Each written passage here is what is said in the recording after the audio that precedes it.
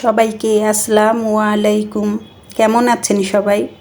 আশা রাখছি সবাই ভালো আছেন। আমি ঢাকার মেয়ে, ঢাকা থেকে হোসনে আরা বলছি। চলে আসলাম নতুন আরেকটি ব্লগ ভিডিও নিয়ে। আশা রাখছি আপনাদের কাছে ভালো লাগবে। আজকে মন চাইছিল যে বাসমতি চাউলের ভাত রান্না করি, তাই যেই কথা সেই কাজ। আজকে আমি বাসায় আর কি খাসির মাংস রান্না করেছিলাম। তার জন্য চিন্তা করলাম যে খাসির মাংসর সাথে কিন্তু বাসমতি চাউলটা খুবই ভালো লাগবে। তাই যেই কথা সেই কাজ, বাসমতি চাউলের আমরা ভাত রান্না করেছি। আর আমাদের দেশে তো সাধারণত বাসমতি চাউলের অনেক দাম, আর বাংলাদেশ ছাড়াও অন্যান্য দেশে কিন্তু সবাই এই বাসমতি চাউলের ভাতটাই খেয়ে থাকে। তাই আমাদেরও একটু শখ জাগলো, দেখি। এখানে বেশি না, 500 গ্রাম চাউল নিয়েছি, নিয়ে ওটাকে 20 মিনিটের মতো ভিজিয়ে রেখে তারপরে এই যে পুদিনা পাতার শাহি জিরা এবং এক টুকরো লেবু দিয়ে ভাতটা একবারে রান্না করেছি। যে দেখুন কতটা ঝরঝরা হয়েছে। আমাদের দেশে কিন্তু সাধারণত এই দামি চাউলটা দিয়ে কিন্তু কাচ্চি বিরিয়ানি এবং জর্দা রান্না করা হয়। যাই হোক, এটা ছিল তারপরের দিনের ভিডিও। তাই এখানে আমি কিছু মাছের পেস্ট করে রেখেছিলাম অনেক আগে।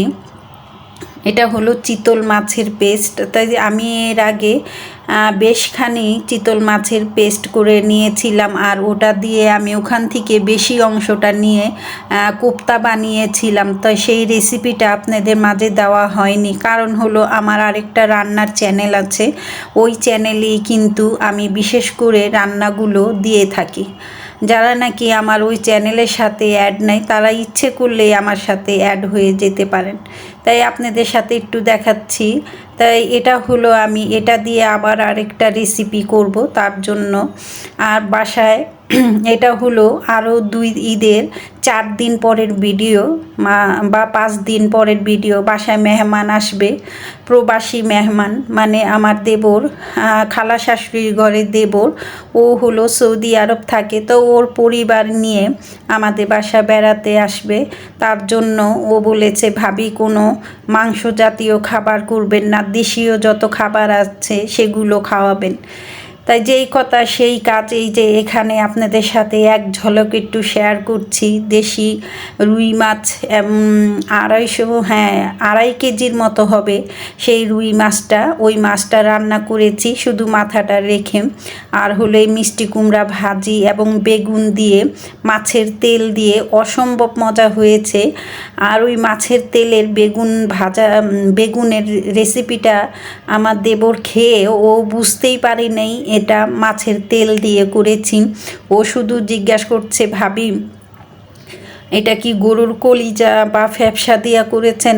বেগুন দিয়ে এতটা মজা লেগেছে, আমি ভর্তা আর হলো এগুলো দিয়েই খেয়ে ফেলেছি।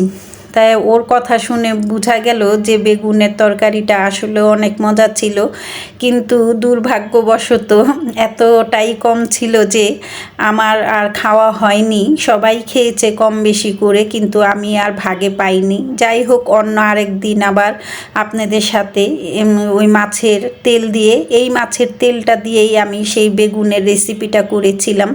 ওটাও একদিন আপনাদের সাথে আমি শেয়ার করব। তো কথা বলতে বলতে কিন্তু আপনাদের মাঝে আমি মাছগুলোকে লবণ হলুদ মরিচ মাখিয়ে 10 মিনিটের মতো রেখে দিয়েছিলাম রেস্টে। তারপরে সরাসরি ভাজার জন্য চলে আসছি। তো ওই চুলায় ভাজা হচ্ছে মাছ, আর আমি এই চুলোতে মানে প্রেশার কুকারে সব সময়ের মতো আমি ডাল রান্না করে থাকি। একেবারে 5 মিনিটেই কিন্তু আমার ডালটা হয়ে যায়। তা আমি এখানে পেঁয়াজ কুচি, রসুন কুচি এবং লবণ, হলুদের গুঁড়ো, মরিচের গুঁড়ো, আর হলো সামান্য ধনিয়ার গুঁড়ো দিয়ে এবং একটি টমেটো দিয়ে, তারপরে পরিমাণ মতো সামান্য তেল দিয়েই আমি এই ডালটাকে হাতে মেখে একেবারে প্রেশার কুকারে চুলোতেই রান্না করেছি। তাই এখানে বসিয়ে দিলাম। তা ডালটা হতে থাক। এইখানে আমি আবার অন্য আরেকটা রেসিপি আর কি তৈরি করব। ওই যে বলেছিলাম যে বেগুনের তরকারিটা, তাই সেটা আর কি আপনাদের সাথে ডিটেলস শেয়ার করতে পারছি না। যেহেতু আমার এই রেসিপিটাও আমার রান্নার চ্যানেলে চলে গেছে, তার জন্য আপনাদেরকে একটু আর কি মাঝখান থেকে আর কি একটু দেখাচ্ছি কোনো রকম। চাইলে আপনারা আমার সেই রান্নার রেসিপিতে দেখে নিতে পারেন। আর এই যে খাবারগুলো সব রান্না করে টেবিলে আমি সার্ভ করে দিয়েছি। আমার দেবর কিন্তু এসে ওর ভাইয়ার সাথে কথা বলছে আর ওর ছেলে মেয়েরা খেলাধুলা করছে। তা যাই হোক, এখানে 2 ধরনের ভর্তা ছিল, তো ওই ভর্তাটা আর টেবিলে দেওয়া হয়নি, আমি অনেক তাড়াহুড়া করছিলাম। তারপরে হলো বাচ্চারা বায়না ধরলো বিকেলবেলা, এটা হলো বিকেলবেলার, ওরা বলছে যে লুডুস আর ফ্রেঞ্চ ফ্রাই খাবে। তার জন্য আর কি চিন্তা করলাম যাক, বাচ্চারা যেহেতু বিকেলের নাস্তা তো একটা করতেই হবে, তা ওদের মন মতো যেই নাস্তাগুলো চাচ্ছে সেগুলোই করে দিই। তারপরে যেই কথা সেই কাজ, আলুগুলো সুন্দরভাবে কেটে তারপরে যে সিদ্ধ করে নিয়েছি। তাই বাচ্চাদের কিন্তু শুধু বড়দের খাবারের দিকে কিন্তু করলে চলে না, বাচ্চারা কি খাবে তাদের পছন্দেরও কিন্তু মতামত দিতে হয়। চাই সে মেহমান হোক, চাই সে বাড়ির মানুষই হোক না কেন, পরিবারের একজন হোক না কেন, বাচ্চাদের কিন্তু প্রাধান্য দেওয়া অনেক জরুরি। কেননা আমরা বড়রা কিন্তু যেই কোনো জিনিসই খেতে পারি, কিন্তু বাচ্চারা কিন্তু সহজেই ওরা সব কিছু খেতে চায় না, অনেক বায়না ধরে। তা যাই হোক, আলহামদুলিল্লাহ সন্ধ্যার কিন্তু এই নাস্তাগুলো যখন আমি দিয়েছি, ওরা কিন্তু একবার ওদের মন মতো করে ফ্রেঞ্চ ফ্রাই এবং এই লুডুস কিন্তু খেয়ে নিয়েছে। তা আমার ডিপ ফ্রিজে যেহেতু সব সময়ের মতোই সসেস থাকে, এই সসেসটা দিয়েই আমি লুডুস রান্না করেছি এবং ডিম দিয়েছি সাথে। তাই এরকম কে আপনারা মেহমান আসলে বাচ্চাদের কথাও চিন্তা করে রান্নাটা করেন, তাই সেটা আমাকে কমেন্ট করে জানাবেন।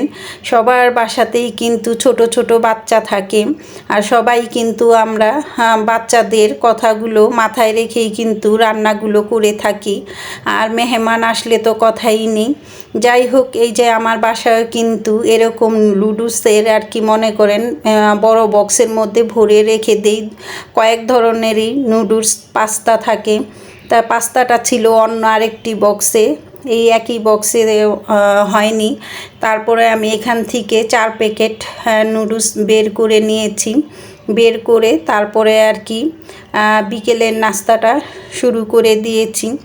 ভিডিওটার একবারে শেষ পর্যায়ে এসে সবার কাছে একটা রিকোয়েস্ট করব বা অনুরোধ করব, আমার আপু ও ভাইয়াদেরকে এখনও পর্যন্ত কেউ যদি একটা লাইক না দিয়ে থাকেন, প্লিজ একটা লাইক দিয়ে দিবেন, আর আমার লাইফস্টাইল বা ব্লগ ভিডিওটা সম্পূর্ণ দেখার চেষ্টা করবেন। আশা রাখি সবার কাছেই কিন্তু ভালো লাগবে। আর সবাই কিন্তু আমরা এই ঈদের পরে অনেক ব্যস্ততা কাটিয়েও কিন্তু মেহমানদারি এগুলো করে থাকি, বা অনেকেই আছে আমরা অনেক জায়গায় ঘুরতে বেরিয়েছি, কিন্তু আমি সেই রকমভাবে সময় হয়নি, মাত্র একদিনের জন্য যাও মামা শ্বশুরের বাড়িতে গিয়েছিলাম, সেখানেও গিয়ে কিন্তু থাকতে পারিনি, এতটা গরম ছিল। তাই যেদিন গিয়েছি যেই পায়ে গিয়েছি সেই পায়েই কিন্তু আবার বাসায় ব্যাক করেছি। তারপরেই তো এই যে মেহমানদারিতে লেগে যাই। তাই কে আর কি কোথায় গিয়ে বেরিয়েছেন, তাই সেটা আমার সাথে একটু শেয়ার করবেন বা কমেন্ট করবেন। আর হলো এই যে রান্না বান্না যেদিন করলাম তারপরের দিনই কিন্তু আবার দেবরের বউ বা বাচ্চাদের নিয়ে চিড়িয়াখানায় গিয়েছিলাম। বাচ্চারা নাকি এখনও পর্যন্ত চিড়িয়াখানায় ওরা যায়নি, তার জন্য আর কি আমার দেবর আর কি বলল, ভাবি আপনিও যাবেন, ভাইয়াও যাবে, আমরা সবাই কিন্তু ফ্যামিলির একসাথে চিড়িয়াখানায় যাব। তো সেদিন আর কি বন্ধের দিনও ছিল না, তো আপনার ভাইয়ার কাজ ছিল, তো সে যেতে পারেনি, শুধু আমার ছোট ছেলে আর আমার দেবরের বউ ওর বাচ্চাদের নিয়ে তারপরে আর কি আমরা চিড়িয়াখানায় ঘুরে এসেছিলাম। খুবই ভালো লেগেছে। পরিবারের এইভাবে যদি সবাই মিলে একসঙ্গে বেড়াতে যাওয়া হয় তাহলে কিন্তু খুবই আনন্দ লাগে। আর এখন কিন্তু চিড়িয়াখানায় যেতে তেমন একটা সময় লাগেনি, মেট্রোতে উঠেই একবারে মনে হয় 20 মিনিটের মধ্যেই মিরপুর 10 নম্বরে গিয়ে নেমে গিয়েছি। তাই এটা সবই থাকবে আমার পরবর্তী আর কি ভিডিওতে। একসাথে এতগুলো দেখাতে গেলে কিন্তু ভিডিওটা আরও বড় হয়ে যাবে, আর আপনারা কিন্তু সহজে কেউ দেখতে চাইবেন না। তার জন্যই আর কি আজকের ভিডিওতে আর চিড়িয়াখানার কিছু দেখালাম না। পরবর্তী ভিডিওতে কিন্তু অবশ্যই চিড়িয়াখানার অংশ তুলে ধরব। আশা রাখছি ওই ভিডিওটা দেখলেও আপনাদের কাছে ভালো লাগবে। আর আমরা মহিলারা সাধারণত সংসারে কিন্তু অনেক কাজে ব্যস্ত থাকি, মাঝে মধ্যে একটু রেস্ট নেওয়া আমাদেরও দরকার। আমাদেরও কিন্তু একটু বাইরে গিয়ে ঘুরলে মন মানসিকতা একটু ভালো লাগে। তাই এই পর্যন্ত যারা যারা আমার সাথে ছিলেন বা আমার এই ভিডিওটা দেখেছেন তাদেরকে অসংখ্য অসংখ্য ধন্যবাদ। আল্লাহ চাইলে আবার ফিরে আসব নতুন কোনো ব্লগ ভিডিও নিয়ে। সবাই সুস্থ থাকবেন, ভালো থাকবেন। আল্লাহ হাফেজ।